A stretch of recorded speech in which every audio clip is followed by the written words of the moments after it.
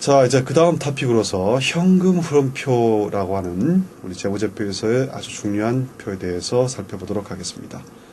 이 현금 흐름표 자체에 대해서는 우리가 회계 원리라든지 중급 회계 정도에서의 토픽으로서 따로 좀 다루고 있다고 보고, 우리가 가치평가라고 하는 측면에서 이 현금 흐름표를 활용하기 위해서 좀 분석적인 측면에서 현금 흐름표에 대해서 살펴보도록 하겠습니다. 현금 흐름표는 일정 기간 동안에, 그러니까 손익계산서와 비슷한 그런 개념입니다. 유량의 개념입니다. 플로우의 개념입니다. 일정 기간의 개념입니다.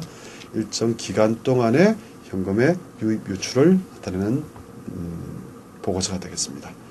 자, 크게 봤을 때 영업, 투자, 재무 활동이라고 하는 세 가지 구분으로 이루어져 있고, 현금의 증가, 감소라는 측면에서는 결국 1, 2, 3을 다 더하면 현금이 어떻게 증감이 됐느냐라는 것을 이런 세 가지 활동으로 나눠서 우리가 현금의 증가, 기초에서 기말까지의 현금의 증가를 풀어내는 그런 표가 되겠습니다. 자, 세부적인 내용을 하나씩 좀 살펴보도록 하겠습니다. 우리가 네 가지 플로우로 지금 설명을 드리도록 하겠습니다. 그래서 플로우 A, 플로우 B는 자, 앞쪽에서 보신 영업활동 중에서 이 세 가지는 플로우 A가 될 것이고요. 나머지 영업활동으로 인한 자산부채의 변동 부분이 플로우 B, 이것이 플로우 C, 또 플로우 D, 이렇게 나눠서 설명을 드리도록 하겠습니다. 플로우 A는 발생주의 당기 순이익을 현금주의로 변화를 시킵니다.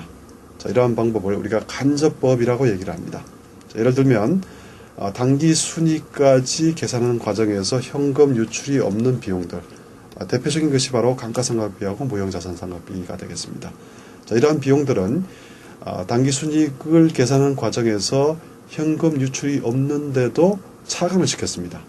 따라서 현금주의로 봤을 때는 이런 현금 유출이 없는 비용은 차감해서는 안 되는 비용입니다. 방법은 다시 더해줘서 이런 것들을 플러스 마이너스 시켜서 그 효과를 없애주는 형태로 현금주의로 변하는 것이 바로 간접법에서 플로우 A의 방식이 되겠습니다.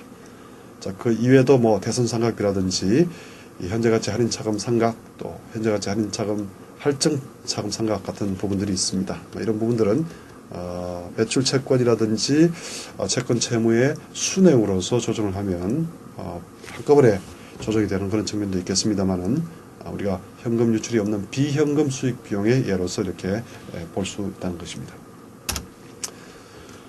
그 다음에 플로우 B가 되겠습니다. 플로우 B, 현금 유입으로 가산되는 항목과 현금 유입으로 차감되는 항목, 그게 이렇게 두 가지 형태로 보실 수가 있겠습니다.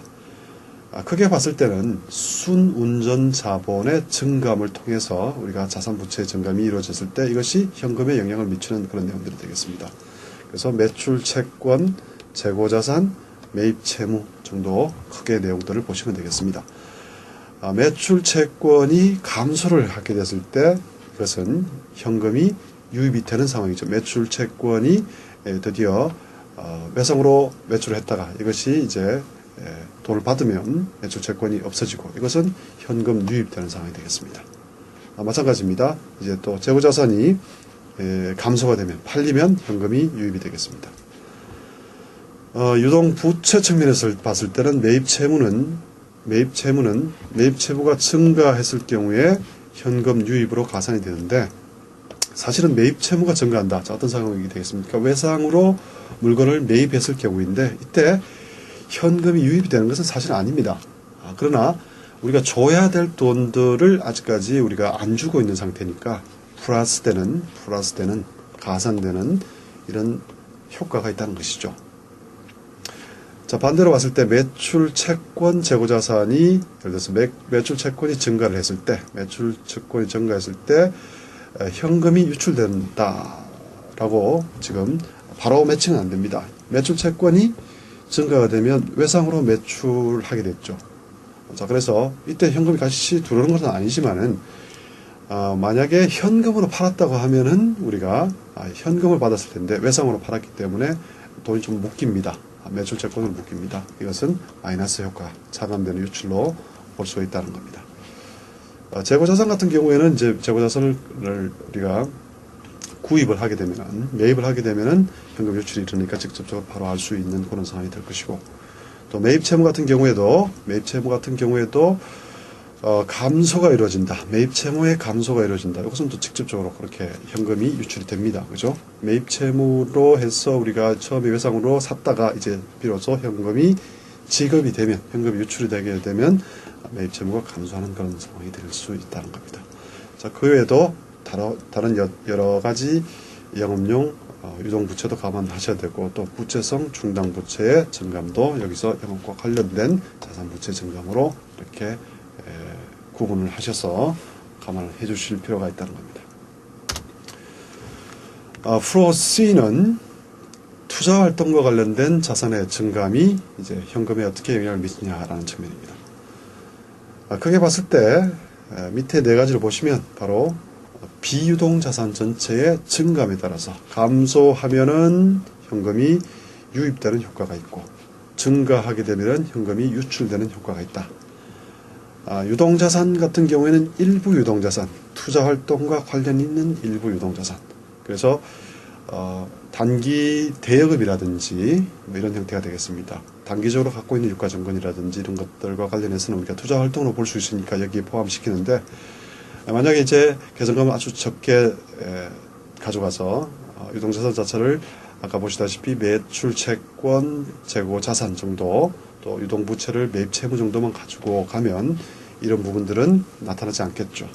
그래서 실무적으로 구체적으로는 이런 부분들을 감안해야 되지만, 그러니까 개념을 잡으실 때는 전체 비유동 자산의 증감 부분이 과연 투자활동과 관련해서 자산이 어떻게 증감이 되느냐, 그것이 현금에 어떻게 영향을 미치느냐라는 것이 바로 프로 C에서 설명되는 그런 내용들이 되겠습니다. 이제 마지막으로 프로 D는 재무활동과 관련된 부채 자본의 증감이 되겠습니다. 역시 마찬가지로 크게 장기부채, 비유동부채와 또 자본에 대한 증감이 어떻게 현금에 영향을 미칠 수 있느냐. 장기부채가 증가한다. 현금이 들어옵니다. 자본이 증가한다. 증자합니다. 현금이 들어옵니다. 장기부채, 차입부채, 장기 차입부채가 감소한다. 역시 현금이 유출이 됩니다. 상환을 한다는 얘기죠. 자본이 감소를 한다. 유상감자, 자기 자사주 매입 같은 이런 형태로 해서 현금이 유출될 수 있다는 겁니다. 역시 재무활동과 관련된 일부 유동부채는 이런 재무활동으로 봐야 합니다. 단기 차입금이라든지 유동성 장기부채 같은 경우에는 재무활동이죠. 그러나 역시 아까 말씀드린 대로 만약에 매입 채무 같은 형태로 영업과 관련되는 형태로 유동부채를 전부 이렇게 축약시켜서 시킬 경우에는 이런 계정 과목은 나타나지 않겠죠. 자, 여기까지 이제 프로 A, B, C, D에 대한 내용들을 간단히 살펴봤는데, 이런 내용들을 가지고 재무제표의 전체적인 상호 연관성을 이해하실 필요가 있다는 겁니다.